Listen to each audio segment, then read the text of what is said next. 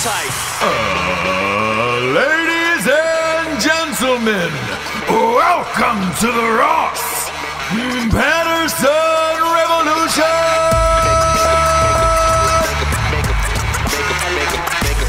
Brought to you by BlackRifleCoffee.com.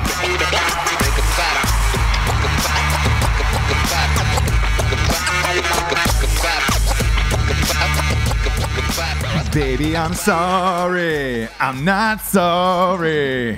Oh, Jables. Oh, we're going there already. That was a quick shot to two right there. Two shots. I was not ready. No, for the video audience at home, you know what I'm talking about. Whoa. And if you're wondering why I'm singing a Demi Lovato song at the top, you shouldn't be. Welcome to the world. You should not be. Open your eyes. Boy. I'd love to tell you that this one's surprising. But it's not. This Demi Lovato one is not. I'm not going to go into details of why, the who's and whys of it, or why I know and all of that shit. Okay. But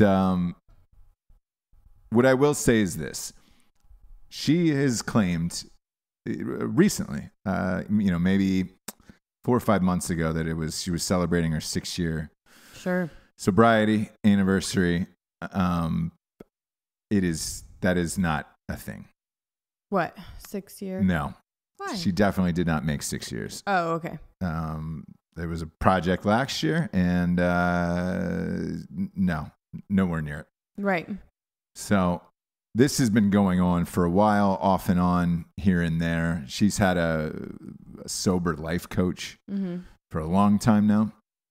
And she's one of those people, like, I don't think this will ever go away. No, because the latest thing was that she had bipolar. Yep. And with that, if you don't stay on that medication, which the medication for that is really shitty. You know, like getting your meds right sucks.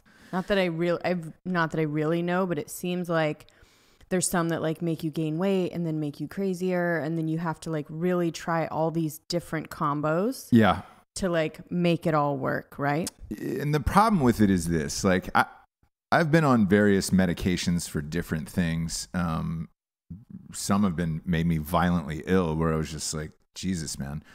Some will make you gain weight, make you feel weird, like off. And especially trying to get meds right for a bipolar disorder. Why don't you go look up Kanye and find out how hard it is to figure it out. See how that's working out. I've met different people in life, friends who have battled with depression and have been put on different medications. And in some cases it's worked. Some cases it hasn't and makes them more depressed. One of my friends was on Zoloft for a while. Okay. Made her gain, this is like a college friend, made her gain, I would say 80 to 90 pounds to where she was almost unrecognizable. That's the most common, that and sex drive. And so if you think about you're trying to cure depression, right? What makes you super depressed? Gaining weight. Like not feeling good, not feeling healthy. As a pop star, an international superstar pop star, to gain weight in the public eye. When she already had the eating disorder too. It's brutal. So I'm not going to pretend to fucking know what she's going through emotionally, or why this happened. But look, this has been going on for a long time. So this was one of the least surprising stories that popped up yesterday, where I was just like, I mean, I knew about it for probably a little over a year now, off and on things. And it's a tough one. Because she's super. For me, she's super young. Yes. Like that's the other thing that people don't realize is like, I believe she's like 25. And it's like, dude, when you're famous for that long, because she was famous at like 13 or 14. Yeah. And you're growing up in the business, you're always on camera, especially as a kid in your teenage years. Like all of us have had these awkward teenage years growing up. I remember fucking 7th and 8th grade were brutal. That's when she started on TV, and then you're growing through that, and everybody's watching you grow up. Then you become a pop star afterwards. You work your ass off. The schedule for all of this shit across the board is brutal. And, you know, it takes a team of handlers and all this shit, and then you get stuck behind this wall of handlers, and everybody's trying to keep their job by telling you something, you know, that you may or may not want to hear. And it's the whole cycle of it is vicious. And it takes, you know, a great family, a good set of parents behind you and all that shit. If you watch her documentary from last year on YouTube, which is free, anybody can watch it right now if you want. They touch on that, and she touches on problems with her father and all that other stuff. And it's like, it gets difficult. The other thing that's difficult about all of this stuff is, as a child, when you're paying for your entire family across the board, and that pressure is on you at all times, and everybody's got their fucking hand out, that'll take a toll on you as well. And, you know, you just want to be a kid or be in your 20s, and it's tough, but yeah, this one I saw coming for a mile away. Totally. And I also felt like being that vocal about your troubles and trying to be totally just like sober and sober living at such a young age, like that's really weird to me too, right? Like there's a thing of like going through your shit, doing your thing, and then like, I mean, really not until I'm like 25 did I like get even like what you can drink and how you can drink down, or like, do you know what I mean? Well, realize that like your emotions are so heightened, like everything's so dramatic. Yeah. Until you're what? I mean, 30 probably. 30s. Until you're like, you know what? This shit is so dumb. Yeah. Like, forget it. Yeah. But until then, it's just like every little thing is like the most important, like life or death. Right. So add that to all of her other pressures. And then the pressure of trying to be this like sober role model at like 20. Oh, it's crazy. It's Calm crazy. down. And the other thing is, you know, these parties, because she had a party at her house, in the Hollywood Hills. Okay. Gorgeous house. Sure. Everybody's raging. You're kind of where she lives at. You're untouchable up there. It's top of the hill. I'm not going to say what area, but like Hollywood side, top of the hill. All the bars and clubs are on that side of town. So it's not like she was in Brentwood or Santa Monica or something like that. No. She's still in the Hollywood Hills, where it's just like, great. Sure. You go to bars, everybody retreats to the hills, goes to the after party afterwards. Mm-hmm. It appears as if she was having an after party at her house. Sure. And went super fucking late. What I find curious about it is when paramedics and cops arrived, there was no drugs at the scene. So whoever called her handlers or friends or whatever, they cleared the scene, because she can't be charged with anything legally because there was nothing in the home. Okay. Prescriptions, illegal prescriptions, anything else. So whoever was there before and got rid of it and got it out of there, like they must have known the drill, because that's rare. Usually somebody ODs, you go into the house like Prince or Michael Jackson or whatever, shit's littered everywhere. Who was it? The doctor at Michael Jackson's house got popped. He's trying to scoop it up before leaving. But again, you go to these, you know, you live in the Hollywood Hills, you go to these parties, everybody wants to party afterwards. You're in Hollywood and you're 25 years old. Like it was a time, it always felt like a time bomb to me. Like, you're really just going to be like straight up sober forever? Yeah, it's crazy.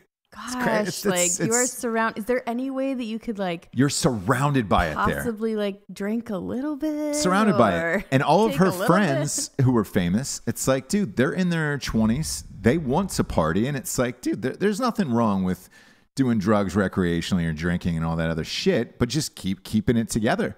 I've had friends go both ways, where it's just like, great. I've had friends who can socially party for 15, 20 years. Fantastic. I've had others who went to fucking Scientology and shit like that, where you're just like, all right, I can't handle life anymore, and I've got to. I just don't know if we got a good if you get a good gauge of what you can and can't handle before 25. I don't think you know what you can like mentally. If you work on your shit, you know, maybe she did need to do therapy. She did need to be medicated for bipolar, but I don't know if she knew what she could ultimately handle as an adult. And so to completely cut it off and be that fucking hardcore about it, it seemed so unrealistic to me. I'm going to go a step further. I don't think you can do it in Hollywood. Not with what she was doing. Not with like she's at a party. Even that documentary, I'm like, she's straight up going to a club with her friends. Yeah. Like, what do you think is going to fucking, like, is that going to be fun for you? No. No. I can't even do it now. Pregnant. Yeah. I can't hang out with you if I can't have a drink. It's like being on a diet and going to the Sizzler, you know? Am I not going to get the popcorn shrimp? Am I not going to get the popcorn shrimp? But, you know, I think somebody like her who, as a musician, because she's not acting anymore. She used to be an actor as a kid. Superstar musician and truly an amazing talent. Like if you go through her catalog of hits on Apple Music, good luck. You're gonna spend the day with #1 hits. And her voice is insane, and she writes great. Like awesome shit. Somebody like her needs to go to Nashville. Buy a fucking ranch in Nashville outside of the city. Record music. You want a fucking sober coach and all that stuff. Great. But get out of LA. Yeah. Because that's never going away ever. I mean, shit. Every time I go back to LA, they're still like, hey man, there's this one party. Do you want to go to? And it was just like, shit. Even this recent trip back, when I was back there doing a bunch of podcasts, and a decently famous actor friend of mine was like, hey, you want to go to the sports? I forget what game it was on or whatever. And it was just like, yeah, totally. Let's roll out there. And it was like people in their 30s, 40s, and they were still raging, you know? You were just like, hey, cool. Yeah. Like, all right, we're still doing that. We're still doing that. Like I saw dudes in their 50s who were lighting it up, who were famous. And I was just like, all right, cool. But they keep their shit together. But my point is, it doesn't end. So if you live in LA, that cycle of partying and all of that other shit, like that cycle doesn't end because you live in Los Angeles. Like that's what it is. And you have very few friends. The friends you do typically have money, or somebody's going to have coke or blow or you know, weed is obviously legal, but there's going to be other shit there. And it's just, that's a part of every party you go to. So I don't know how you escape that unless you move and just physically get out of that city. I mean, you take here, just the move from Los Angeles to Wilmington, North Carolina, for example. Like, have you seen coke here?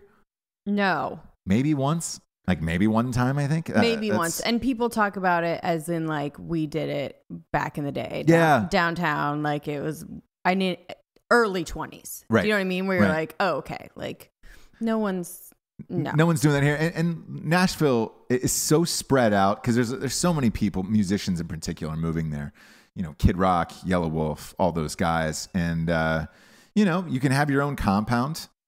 You can write music. There's everything you need is still there as a musician. You don't have to live in Los Angeles. Los Angeles, you're mixing so many different forms of entertainment where, you know, actors, musicians, dancers, choreographers. I mean, it's just a cavalcade of fucking artists. Oh, it's crazy.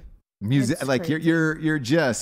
You're around it all day long. Or it's just like every day you will get a phone call, especially somebody on the level of Demi Lovato. You're getting a phone call from somebody famous who's like, "Hey, come to this party," or "Hey, we're hanging out at this house." There's never not going to be drugs or alcohol there.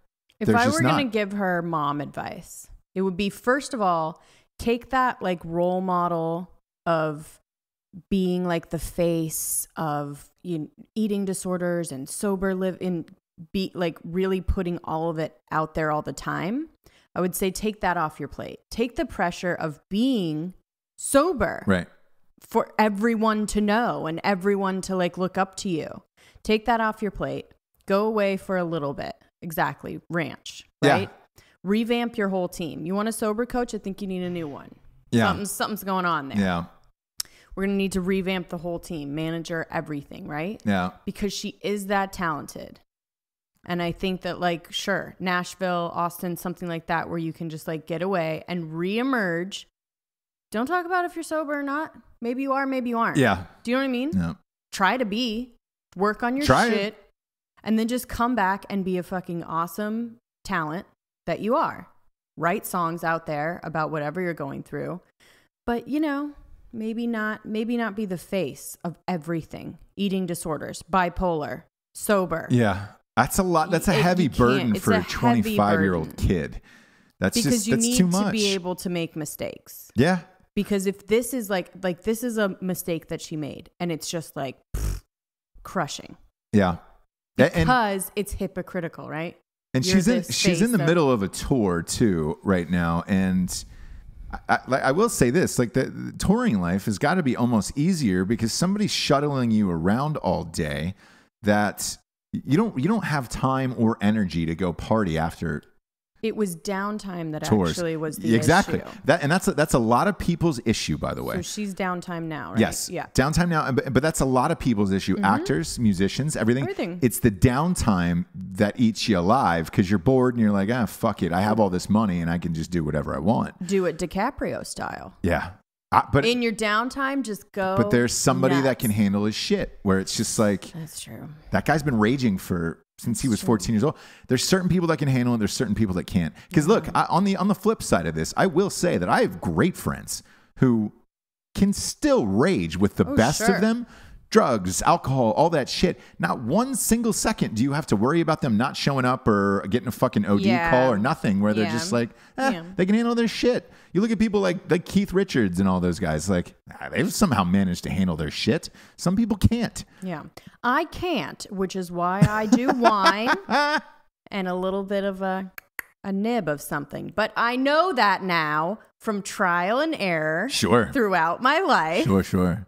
Okay, shots don't work. Things that you just check off the list. Absolutely. And then at a certain age, you're with wine and the occasional chooch is something. Downer. Yeah. So, and that's me, right? But exactly right. I think everyone's kind of honed their thing and you hear it all the time, right? Oh, can't do dark liquor. You've learned throughout the years or whatever. Yeah. Oh, I can't do, tequila's not my friend. Yeah. Okay, cool. That's what adults do. Exactly. Hey, Demi. Exactly. But but she also isn't an adult. No. And, but she's go through it. Go through it. Everything she's going for. And again, paying for family members and all that other shit, like that is a heavy burden. I had a friend, super famous, who was paying for family members at a very young age like that. Yes. And I saw her rapidly spiral out of control once. Same. Things. I know who you're talking about. Yeah. And it's like, great person. I enjoyed doing a film with her and all that stuff, but like, it was the pressure and the toll of trying to take care of all of these fucking people and then everything else that you have to deal with in life. And it was just like, it's too much, man. She got through it. She got to the other side. She's killing it now. Yes. As an adult. And again, I don't struggle with depression or bipolar. So it's hard to speak on that, right? It is. But at the same time, if you were to take that away, all the other things you can kind of relate to, where it's just go through your life, figure your shit out, trial and error. my one question to you about this before we get to the sponsors is this. Is there no figure in her life that says, hey, you have enough money right now, step away for 2 years and just take care of yourself? That's what I wonder, like Britney Spears. Remember Britney Spears went through that meltdown and they shut her down for a couple years. They turned her switch right off. Yeah, on the robot. Because let's face it, she is a robot now. Her dad now is still, by the way, and her dad is still in charge of her money and financing through the court. All decisions. Oh yeah, through the court. That has not changed. Mm-mm. So whatever fucking mental disorder she has is so severe that her father, because Britney's got to be 35? Yeah. Maybe 37, somewhere in there. Yeah.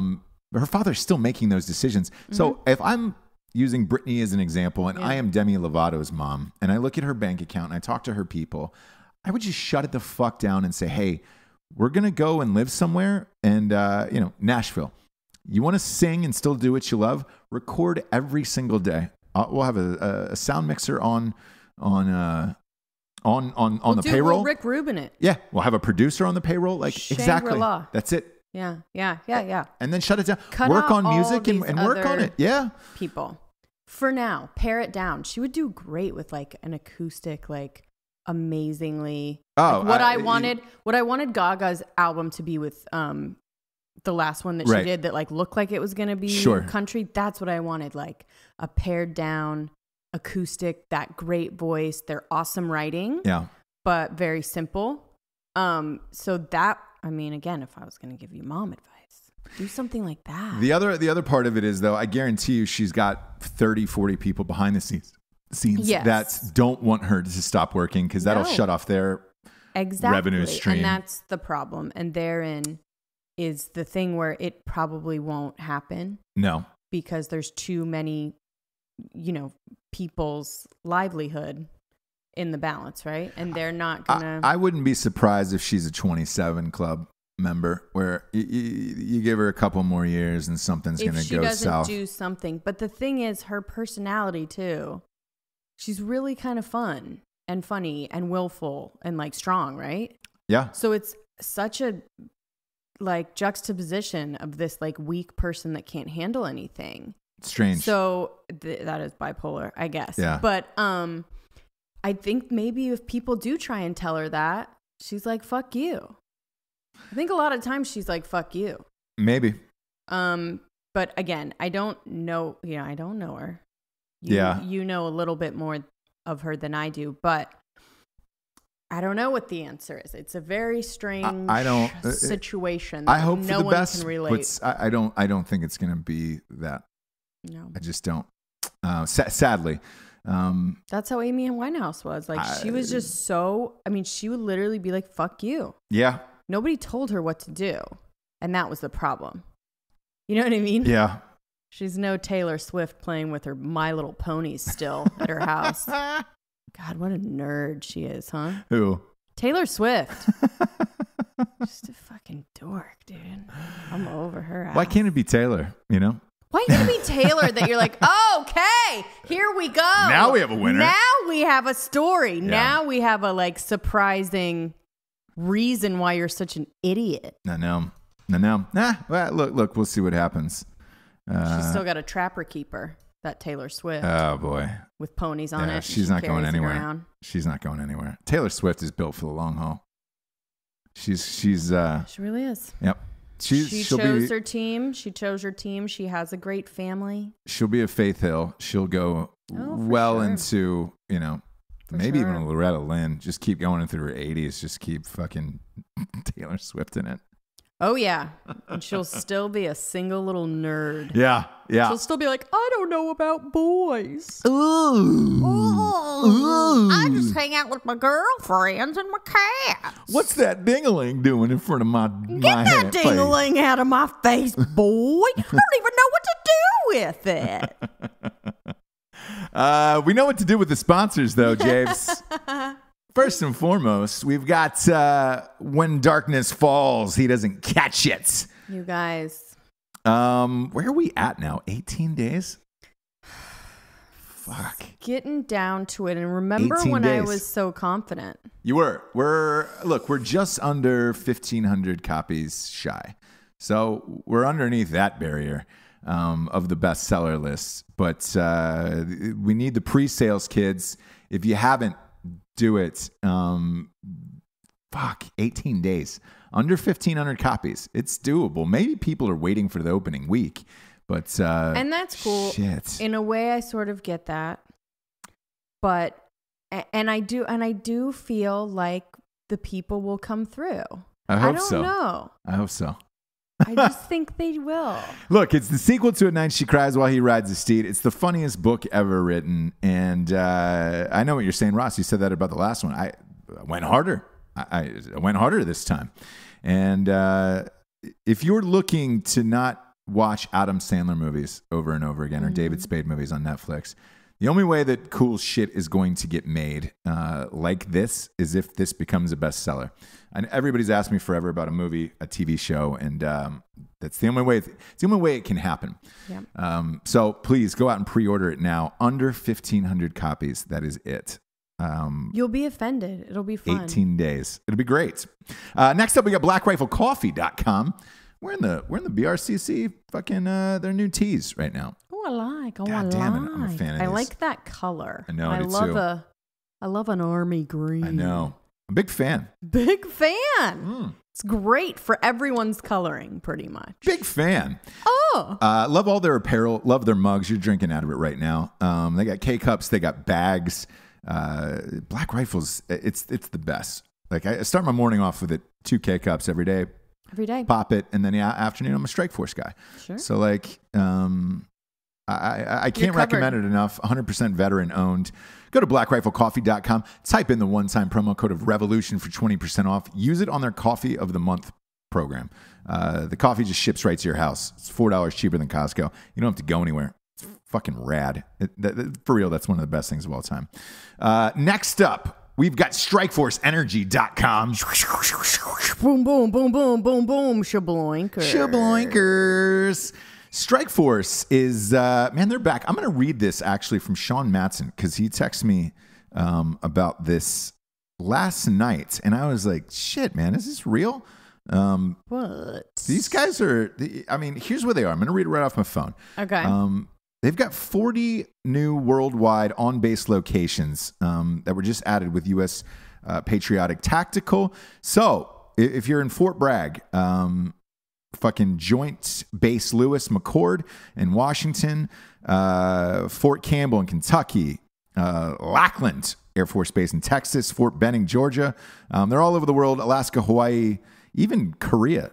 Like, dang, dude. Strike Force is everywhere. So you can, if you're not there, then you can buy it online at strikeforceenergy.com. They got 4 amazing flavors: grape, orange, original, and lemon. They get a 10-pack, a 40-pack, and a 750 milliliter bottle that rests on your bar top or countertop, and you can just boom, boom, pop a couple squirts in and go. Go to strikeforceenergy.com and join the team, man. They also have a subscription of the month club, which we use. And the promo code of Revolution for 20% off at strikeforceenergy.com is good every time, James. Every time. Next up, we've got a little grill your ass off. Ooh, new fave. Grill your ass off. There it is. Hold it up, James. What was mine?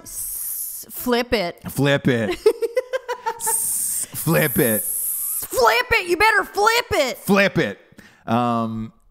You can go flip it at grillyourassoff.com. Look, your ass eating season's over. I talk about it all the time. Some people have been sending me videos too of like, hey, you see this guy eating ass? He doesn't know that the season's over.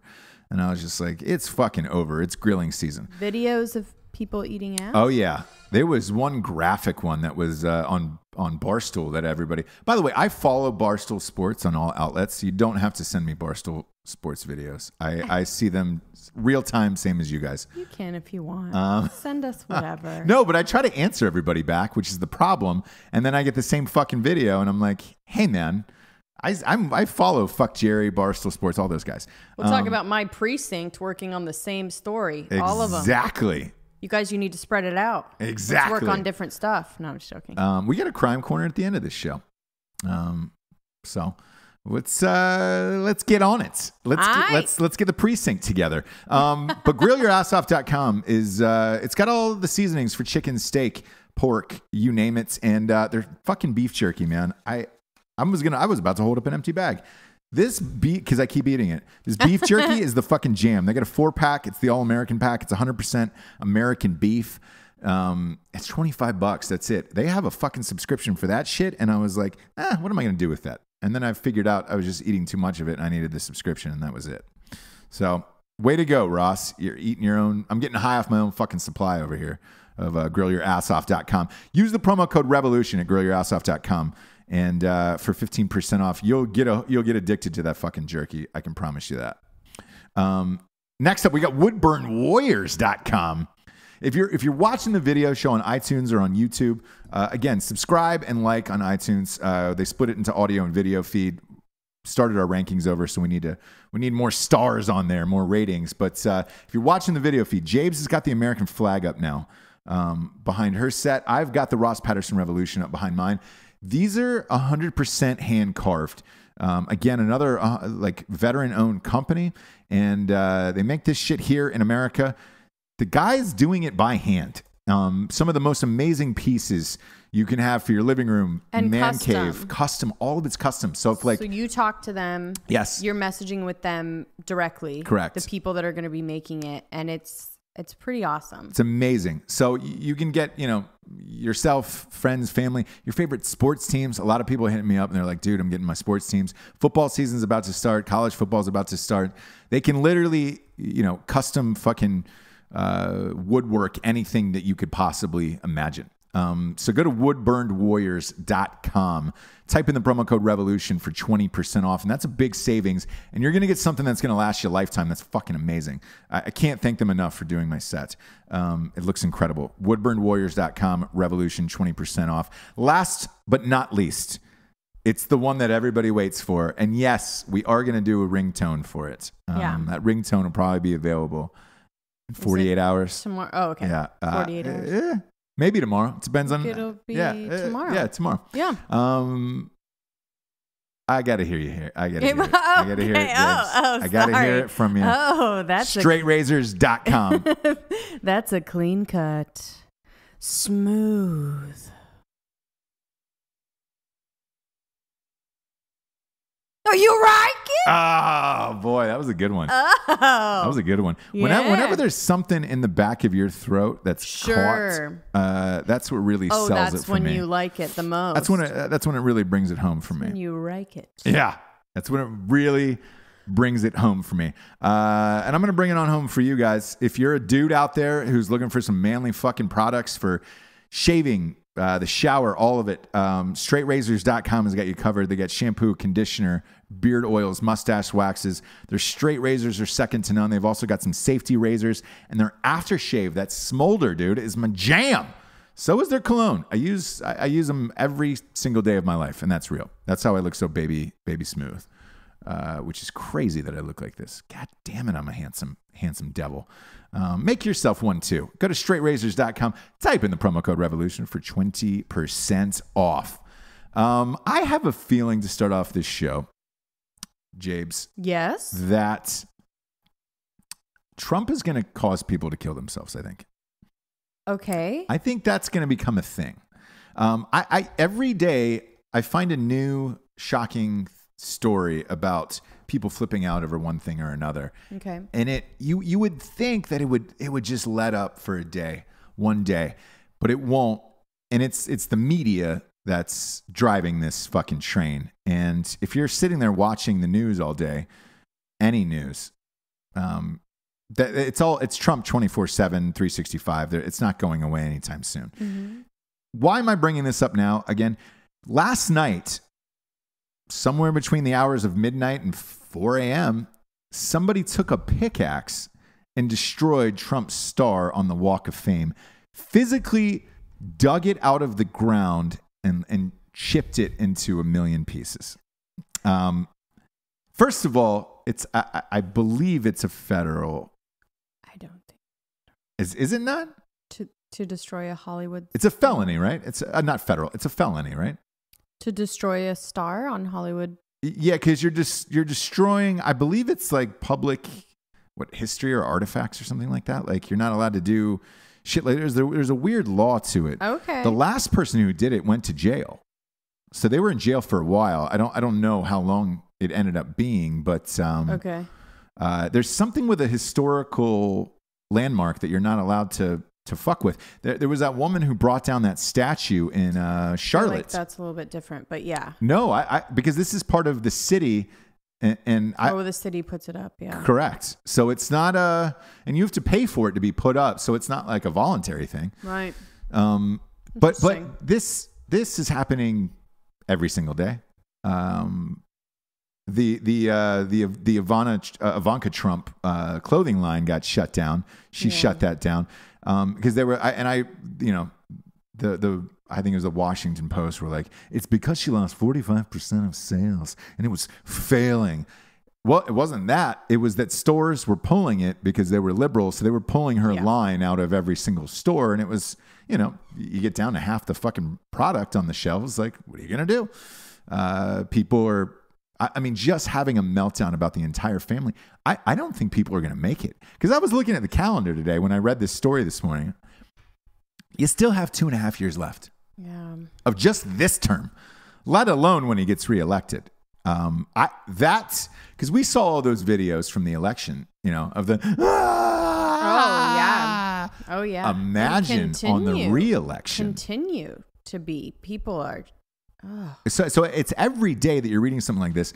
Last night on CNN, they had the lawyer of Trump, who Mueller, fucking got arrested and pried these tapes out of him. He's got these private tapes about, and then tapes magically got leaked last night. CNN has received the leaked tapes. Ooh. Turns out, no, they weren't leaked. They came directly from Michael Cohen's lawyer. Okay. So I find it ironic that Trump's lawyer now has his own lawyer who's now leaking takes and not leaking takes. So he did the interview last night with CNN. Who did? Cohen's lawyer. Michael Cohen's lawyer. Yeah. The lawyer's lawyer. The other guy who's been on CNN nonstop was Stormy Daniels' lawyer, that Avenatti guy. He's been on nonstop, and they played these tapes last night of him allegedly trying to buy off an affair from 2007, or 2005 or whatever. It was that Karen McDougal, that Playmate chick or whatever, right? Okay. Which one happens all the time in Hollywood. Yeah. All of the time. Look up Anthony Pellicano. If you want to see how long this has been going on in Hollywood, fucking 60 years this has been going on. People buying people off. I don't have a problem with it. I do if you're president and you're doing it. Sure. But he wasn't president. Yeah. So I don't really give a shit. If he's whatever doing you it did right before now, you got then, into, I remember this with Bush when he was running, and they were like right before the election, they were like, oh, I got a DUI back in the 90s or whatever the fuck it was. Don't care. He wasn't president. Get the fuck off my lawn with this shit. Yeah. Obama smoking weed in the 70s. There's that infamous photo of him. I love that picture. Don't care. It's such a great picture. Don't care that Obama's smoking weed. Great. Was he president? Awesome. He was like, I don't even give a shit if he was smoking in the White House. I don't. You got to relax a little bit when you're in law school. But when you start digging up that shit on people before they got into office, all of us have shit. I don't care. I truly do not care. Republican, Democrat, I don't give a fuck what you did before in office. Now, if you're doing this in office like Bill Clinton, when Bill Clinton got popped with the intern in office while he was president and all of that shit was going down, I didn't really mind that. I didn't mind it, but I understood. I understood it, and I understood the outrage of it. And imagine, by the way, if it happened in a Me Too generation like we're living in now. Holy fucking shit, would people lose all of their shit out of their body? There's no way he wouldn't be out of there in fucking 2 weeks. Yeah. But this shit with Trump didn't happen in office. The Access Hollywood tapes didn't happen in office. I don't care. Find me something that's happened in office. The other thing that I find interesting about all of this shit and these tapes and the we're finding the lawyers and all of this stuff, none of it has to do with Russia. No, and that's what the investigation is about. I feel like now everybody, including Mueller, is just looking for shit to more or less embarrass him. Yeah. Which it is. But the thing that with Trump and why he's called Teflon Don is the fact that it just washes out of the news cycle in like 48 hours. Mm-hmm. Something else will pop up, or he'll be with Putin's coming to the White House in a couple months. He'll be with Kim. Something's going to happen. Mm-hmm. You forget about this the same way you forgot about everything else that went on. Right. So I know the media is trying to drive ratings like CNN and all this. I mean, CNN has just become a tabloid at this point. Yeah. But I think it's making people fucking crazy. Yeah. Like I have friends, because I was up late last night, and I have friends who are super famous who were posting about it. Just like, literally somebody wrote on their Facebook, "Is this nightmare going to end? When can we get him out of here, please?" And that was it. And it was all in caps. And I was like, this is someone who's super fucking famous. Right. And I'm just like, what? And I'm friends with them. Mm-hmm. I know them in real life. And like, I knew them before the election, and they've turned into different people now. And I had this conversation with Jared on our sister show, Drinking Bros podcast. There's another one was like a super famous person who was friends with us, who you would never guess in a million years, where you're like, what? And just went on some tirade about it. I was just like, dude, you've got to turn off the news. It's all about ratings, and nobody's really going for real hard, stories or hard hitting news at this point anymore. Like right. You're essentially just watching a soap opera now. But I have a feeling it's going to cross the line, and like I have a feeling somebody famous is going to die. When Bourdain went down, one of the first things I thought was like, he's been crazy about this everything that's going on. This and the Harvey Weinstein thing and the Me Too thing. And like, maybe it is, but I have a feeling somebody's going to snap famous wise and either kill themselves or go to prison for something super dark. Something crazy. Something crazy that's going to happen. Yeah. Think is going to like make a difference. Yeah. Or something. And it's not like none of it's going to make a difference whatsoever. And I have a feeling that's going to happen. I really do. Like I'm starting to believe that now. Whereas and we've talked about this on the show, I would have said people would have gotten over it at this point, but it's not ending every day. And you're 2 years in. Again, if you look at the calendar between, because re-election is November 2020, and then they don't have to be out of the White House until usually the third week of January of the following year. So like you're looking at 2.5 years at this point. But I have to say, when they do that, they win, and they must feel some kind of, they want more of that. So like, for example, who wins? Well, ScarJo, right? People outrage, and she quits.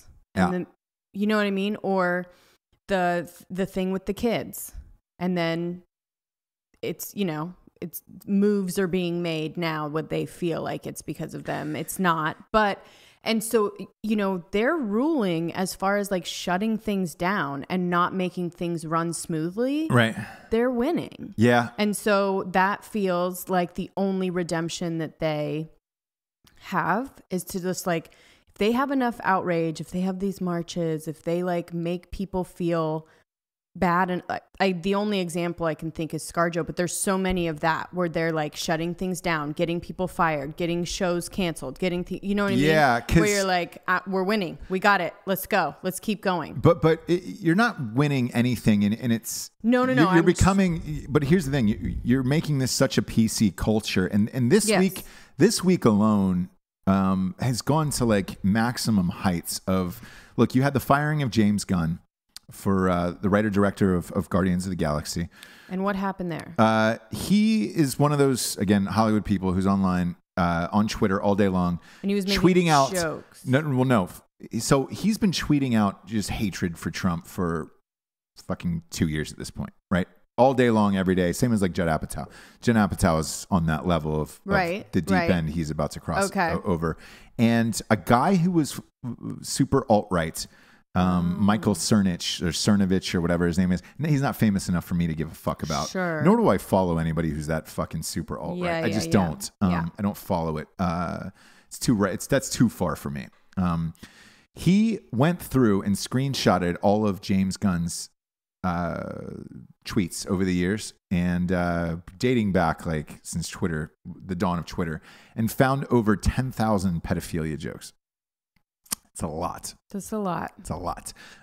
James Gunn was kind of, a couple is fine. Yeah. And James Gunn was kind of like Milo back in the day, where he was this provocateur online, was able to turn his writing into a very successful Hollywood career. Got fired from Guardians of the Galaxy. Now people are calling for him, celebrities, to come back, like Selma Blair and a bunch of people are saying, hey, come back and all of this shit, right? Mm-hmm. And it's kind of the first time that somebody's actually called for somebody's job to come back. I find that one strange, where it's just like, hey, man, their argument is, we should forget and forgive and all this other shit. Well, it's like, you're not holding everyone else to that same standard. No, as long as you hate Trump, then they'll forgive. Right. Yes. But here's the thing. A lot of things that you do. Then you flip it to Roseanne. Roseanne told one fucking offhanded joke, got fired. One, as opposed to 10,000 pedophilia jokes. She got fired and lost her show. They recast and moved on without her. That Connor show, by the way, is going to start airing this fall, which is fast. That is really goddamn quick. Well, they had everything in place, but yeah. I guess, but just from a writing standpoint, to try to figure out that storyline. Yeah. That's a tough nut to crack to get it on the air that fast. I would have said mid-season, probably January, not the fall, but they released that schedule yesterday. So you have that. Then you have the guy went up against Patton Oswalt, pulled up some of Patton Oswalt's pedophilia tweets, and Michael Ian Black. Were those jokes? Jokes. Okay. Same with James Gunn. They were jokes, but the latest one was yesterday with Trevor Noah. Trevor Noah did a bit in a stand-up routine in 2013 that resurfaced, where he was talking about how ugly Aborigine women were from New Zealand, and not wrong. So this has become a thing of like fire Trevor Noah now, but that was my thing too that I hated, the retroactive retribution, right? So you're like finding these things from so long ago, and we're gonna persecute. Like, not only that, but as a comedian, you try out different shit all the time. Sometimes it works, sometimes it doesn't.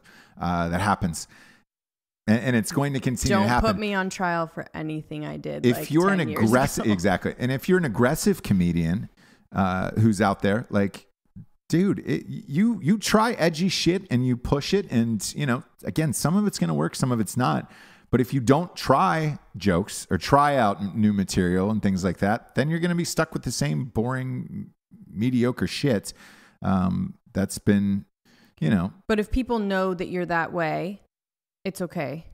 If you're trying to be something else, right, is when they don't like it. Right. So Trevor Noah, trying to be so, pro-African, blah, blah, blah, like, don't say shit. Yeah. That's when they want to find you to be a hypocrite. We always just want to make you a hypocrite. If you aren't, then keep doing what you're doing. I saw the Trevor Noah thing, and I'm gonna read this off of my feed if I can pull it up. And ironically, you know who posted it? Which was just shocking to me, was CNN. CNN posts this, and it says Trevor Noah is under fire as an offensive joke about Aboriginal women from 2013 resurfaces. First of all, CNN, and I hate to say fake news because it's such a fucking overused term, but they are fake news. This wasn't a story until CNN made this headline. It really wasn't. Right. They were the ones who got this out into the public. And so I wrote underneath this, under CNN's thing, and again, because I'm verified, it automatically pairs you up with like other verified users. Mm-hmm. So that's all I see in my feed, and it's all media, and it's all liberal. And I'm just like, Jesus Christ, man. Right. I can't block everyone, because every time I block somebody like Bette Midler or something, another fucking weird hobbit pops up like Deborah Messing. And I'm like, Jesus Christ. If I had to go through and block every fucking shitty celebrity tweet about the president, I don't think I would have any time to do work throughout the day. Sure. So this pops up, I see it, and they put like this sheepish picture of Trevor Noah looking like kind of like innocent, but maybe guilty. And it was just like, it's a weird picture to put up too. And it's just bait, right? Sure. So I just said, and I wrote underneath it, this is getting fucking ridiculous now. From both sides. Like, this has got to stop.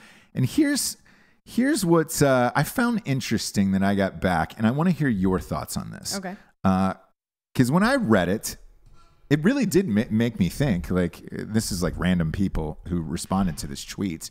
But this one guy wrote back and just said, people in glass houses throwing stones. And, Trevor Noah was the one who was on the crusade to get Roseanne fired. Oh. It came from him. And, really? Yeah. Stopped his show and made a heart-to-heart, one-on-one, single camera, I'm looking at you, and did that. And I was like, oh, shit. Yep. Maybe you're right. Then you like other people. Let's see here. I'm gonna read a couple more of these. This is a good one. Ride high horses, then you got to live up to it. Yep. And I was just like, you're right. But nobody can. Nobody if can. You're gonna go all the way back. But that's the thing, is like, why attempt it then? Because this is what made me think about it. Why attempt it then to call people out if you're not going to spotlight others who are doing, good or anything about it? So I don't know. I guess with this one, in the case of Trevor Noah, like with me, again, and us, if you're wondering about us, like it's a podcast, it's free. You can or cannot listen to us. It doesn't it's up to you. No network has put us on the air. We're not saying anything offensive on air. So therefore, we have no bosses. We have no one to offend. I might offend you. Right. Might offend some family members. Sure. But I'm not getting paid by a network or a studio, and they don't control my thoughts or what I'm doing. So I can say whatever I want, and it's your choice to listen to it or not listen to it. Whereas a network is physically putting this on air, and anybody can breeze by it and see it. And we have the luxury of being honest. So honest about our past, or like ways that we felt, yes, or opinions that change. So we're able to be honest about that. Where if you're on TV or something, you can't. You can't. You have to be your brand. And you better go for that Trevor Noah. He better call these people out regardless of what he used to talk about. And he can't be like, back in the day, I used to do stand up and I was insensitive and blah, blah, blah. And now I've. By the way, that was the statement that he released this morning. And he said, he had visited a museum in New Zealand about Aboriginal women. And he realizes, his mistakes and his errors, and he's going to go back and he's not going to run those bits anymore. And he said, I'm encouraging people not to run that video. So why couldn't, after reading these tweets that were sent back to me, why couldn't the same be applied for Roseanne then? Right. Well, she didn't say. She said it now. Yeah. She didn't say the N-word. She didn't say, No, she didn't. She was describing somebody's appearance who, her way of putting it was, I couldn't tell if she was white or black. I was just describing her appearance how she looked, and how it looks. It's a bad tweet. It was a bad tweet, but again, didn't say the N-word, and why because she's asking the same thing this morning, Roseanne is. Why can't I be forgiven the same way you're forgiving Trevor Noah and everybody else? Mm-hmm. And then it made me think of all right, where is this now headed? The new one today was Dan Harmon, who, the creator of Community, Rick and Morty.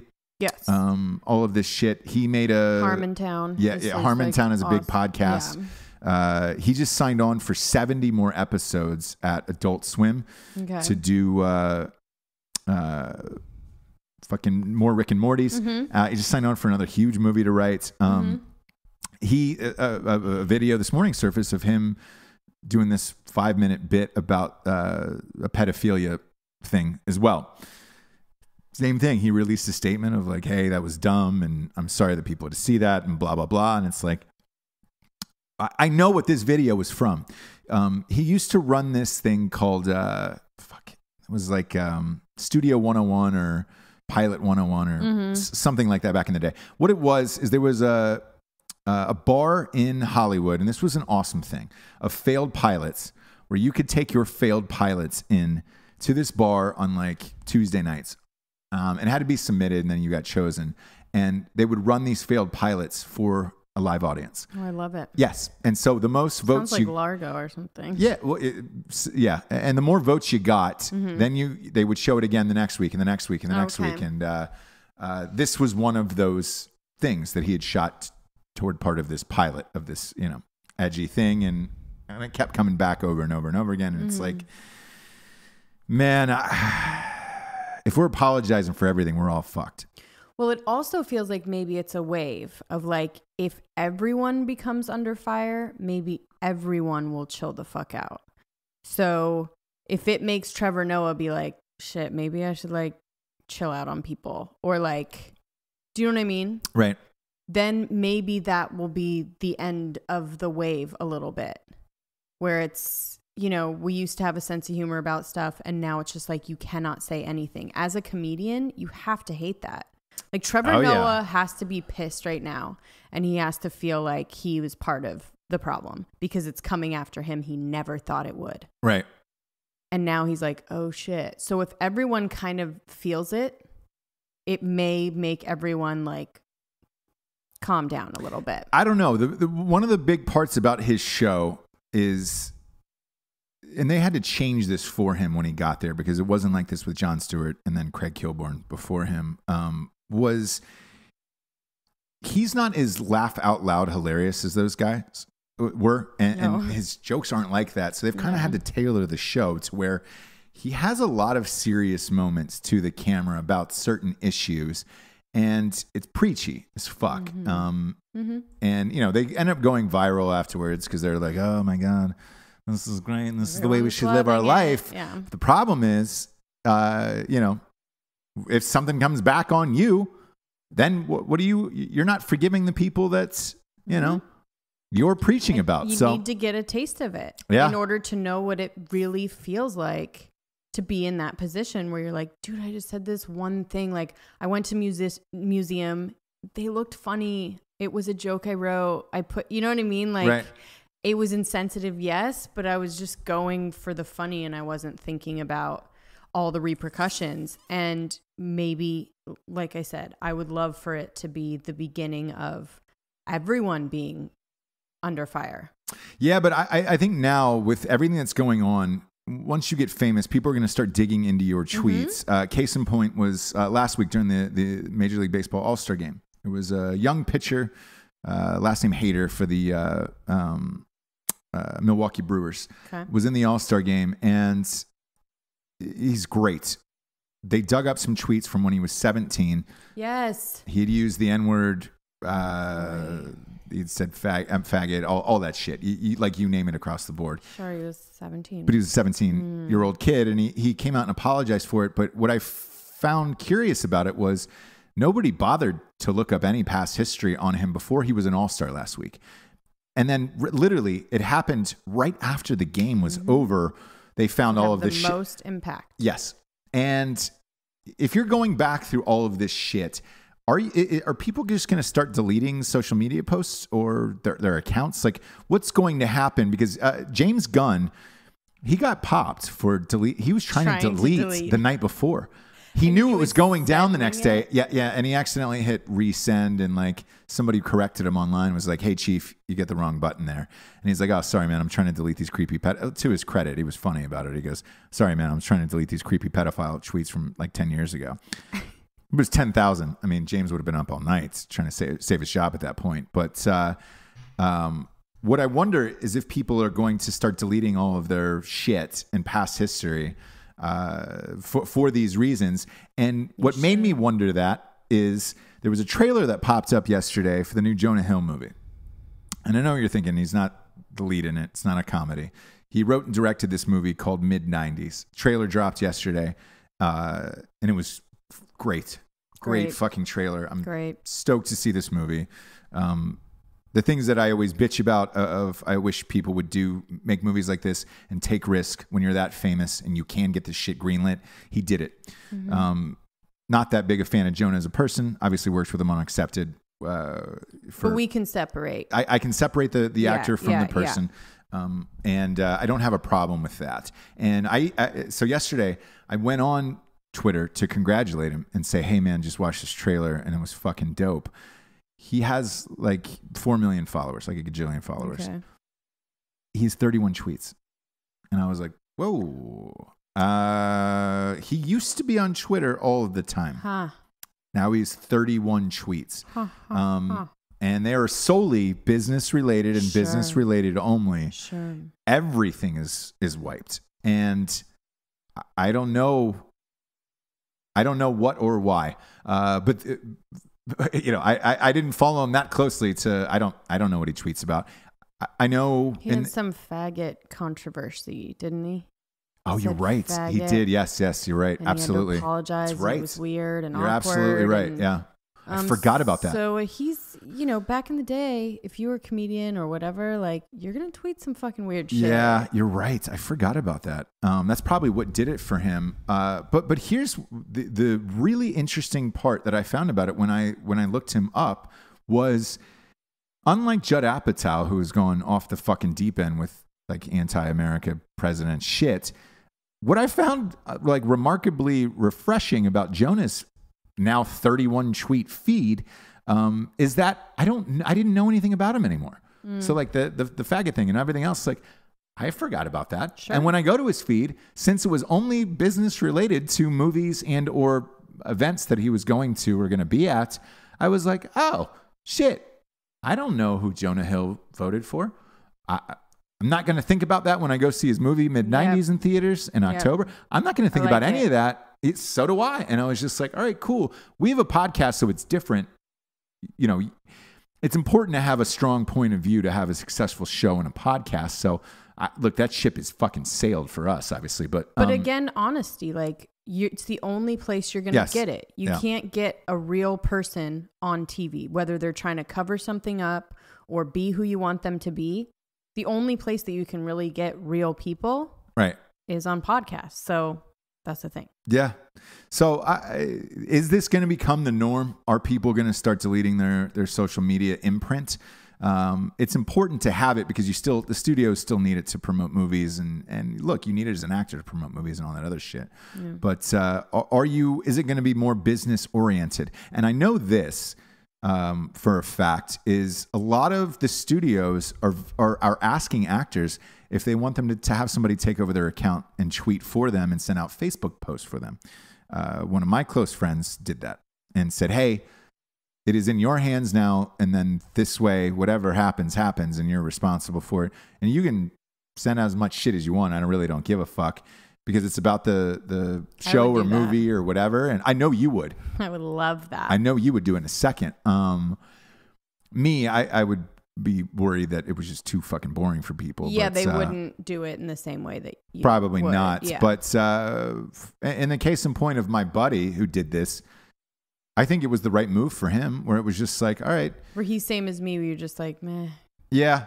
And that's happening a lot. So like maybe that's the next wave of things that takes over. Because if everybody's getting fired and everybody's getting removed from projects and all of that shit, there's so much money at stake that to lose it over a tweet or a Facebook post or whatever, like you're costing 100 jobs every single time one of these people gets fired. So I don't know. Look, even the case of Demi Lovato last night, she had recorded that Shazam show, the Beat the Shazam. Can you beat Shazam? Okay. At that Jamie Foxx show, she was the guest judge or whatever on there last night, and they had to kill the episode 3 hours before it was supposed to go on air. And it's just like, fuck. Come on, girl. That cost somebody, that cost the network a couple $1 million right there. Advertisers, all that other shit. And it was just like, oh God. What are the chances that she OD'd on the same day that was airing too? Where it was just like, Could have been on purpose. Couldn't you have OD'd just a day later? Or maybe she didn't like it. And she said, what can I do to distract? I looked like crap. You could see my double chin, right? There's so much at stake now. Yeah. There's so much at stake financially for all of this shit. You know who's not financially at stake for anybody? What? Whoever this person is in your crime corner. Crime corner. Crime corner. I guarantee you, whoever this is has nothing at stake financially. Well, no. No? They don't. Because they're no longer with us. But I want to start with Are they dead? The person who committed the crime is dead? Yeah. I need to address that's the first one in the show's history. It is, but it's coming on the heels of I'm getting a lot of crimes from my detectives in the precinct. Sure. About these alligator rapers. A lot of people raping alligators. A lot of people you don't say. Tranquilizing and raping alligators. Some of them have not been complete. I had to do my own investigation. They weren't. Some of them were not real. How do you trank an alligator? Is that tranquilizer? Is that an injection? Yeah. So like animal, whatever, horse tranquilizer. I didn't know if you were stuffing it in raw chicken or whatever. Yeah. Where does one get that? Where does one get an alligator tranquilizer? Yeah, I could get you one by 3:00 today if you want. Fucking amateur. Anyway, hello, where do you get alligator tranquilizer? Fucking just shut up. Where do you get tranked? Where do you get tranked? No problem. You want it, I'll get it for you. Yeah. It's not an issue. But anyway, so there was one that was real, sent to me. Sent to me from Christoph Ambrosch. Okay, so we know Christoph. Tales of Honor podcast. Yeah. So he was like, listen, I've done some... I'm a big fan of his. He's awesome. Yeah. Hilarious. And his show is great, by the way, too. Yes. Yeah. But he's like, I've done some investigation on these other ones. They're not real. This one is, though. What's the website that it came from? What? Can we just perk up? I don't know. Hot Topics? With an X? Yeah. Ah, there we go. Of course. Maybe. No, I don't know. Something. Yeah, you bet. It comes World News Daily. Hello. All right. That's not reputable. Hot Topics was just... Yeah, no, it's a store. It was just but it was just the heading. Yeah. Of over course, the thing. Of course. World News Daily, by the way, is maybe one step above the Inquirer. I just want to put that out there for you. But fire away on this alligator rape, because I'm all ears at this point. Okay, so Florida Zoo employee killed while attempting to rape an alligator, which is what you would think would happen, huh? Yeah. Sure. Yeah, I wouldn't think you'd survive that by any stretch. Unfortunately, Florida. Yeah. They have lots of alligators, though. They do have a lot of alligators. That's true. It's not just the Florida people. My parents live in Florida. There's alligators in that community as well. Let me put a picture of this guy behind me. With an alligator, which is it's a great pic. You bet it is. He died doing what he loved. Yeah. So according to Captain Henry White, 24-year-old Jimmy Olsen was engaged in full-on sexual intercourse. With the alligator. One of the youngest ones, too. So one of the younger alligators. Well, wouldn't you? No. You'd want the big, knobby, gnarly. Maybe you think a younger one isn't... You could maybe overpower... Softer. Yeah, softer. Maybe you could overpower a younger one, you know? Mm-hmm. Really get your full penis in there. And he did. I'm assuming it's a man, right? It's a man. Okay. Hey, double checking, James. Gosh, now I'm... Yeah. No. Yeah. Well, it's not my first animal that you would think. I mean, so many people into that. I don't know.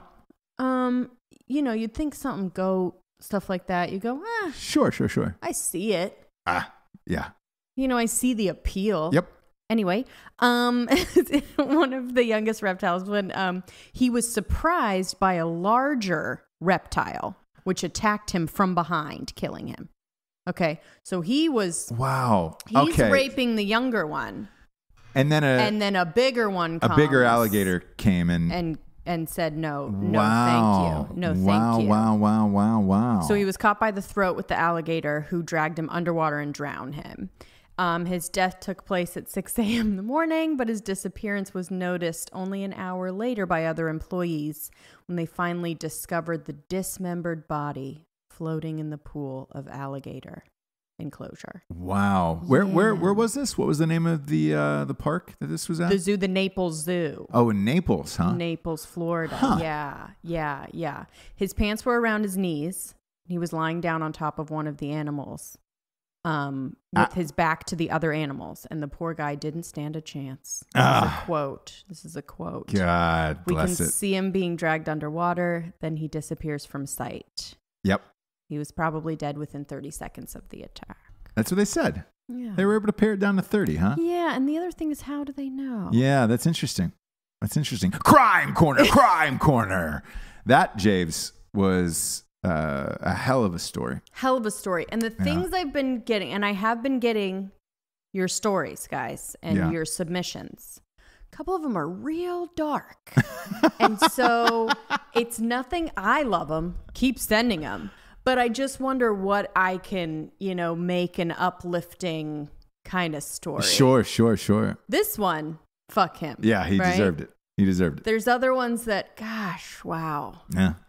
So I'll think on it. Yeah. But thank you so much. Good work, detectives. Yeah, and another the precinct. Another riveting crime corner. I think the thought that I'm going to have to get out of my head is you imagining, because I can physically see it in your eyes, of you imagining why you would go with the younger one, because the older ones were too knobby. Knobby. Knobby is what you said. Yeah, big and knobby. No, I get it. Move around a lot. No, I hear everything to come that back you're saying. And snip at you, maybe. Betcha. You bet. Yeah. That's going to bring us to the revolutionary figure of the day. Sure. To get us out of here. Sure. This one's going to go out to Bindi Irwin. Yeah. Crocodile hunter. See how that turns back around? Yes. Boom, boom, boom, boom, boom. Yeah. She turned 20 years old yesterday. Yeah, she's a looker too. She's an attractive girl, and she's 20 years old. Mm-hmm. Fuck. Yeah. I feel like we knew her since she was 5 years old. Now she's 20, and she's doing the same stuff. Same stuff her dad did. Not as dangerous, but same stuff. Good for her. I saw her a couple of years ago on an interview, and she was really smart, really well spoken, and like the nicest human being of all time. So super well adjusted, even in the face of that weird tragedy. Because it wasn't a stingray that killed him to the heart. Yeah. Even in the face of that weird tragedy, she's turned out to be like an unbelievably polite, normal, well-adjusted human, and does a lot of charity work. And gives back to the community and kids and all that other stuff, and is continuing her father's legacy. So, cheers to you, Bindi Irwin. Congratulations. You're really doing it. You're really doing it. Yeah. Can we get a hold on these alligator rapers? Yeah. Maybe start some kind of crusade. I did not think alligator rape was real. It's a thing. Yeah. Yeah. Not first choice animal. No. Dolphin. Dolphin, I go. Yeah. Huh? Yep. Dolphin is what would be my first. Okay. Gun to your head, boom, bang. Before we get off the air, first thought: who are you raping? Mini elephant. Oh God. Pygmy elephant. If I'm a guy or a girl. Are you? I think that's the eternal question. There's more than one gender. Okay. If there's anything we preach on this show, it's non-binary. Pygmy elephant. For Jessie Wiseman, a.k.a. the Jables, I am Ross Patterson. This is The Revolution. Good night, everyone. Good night.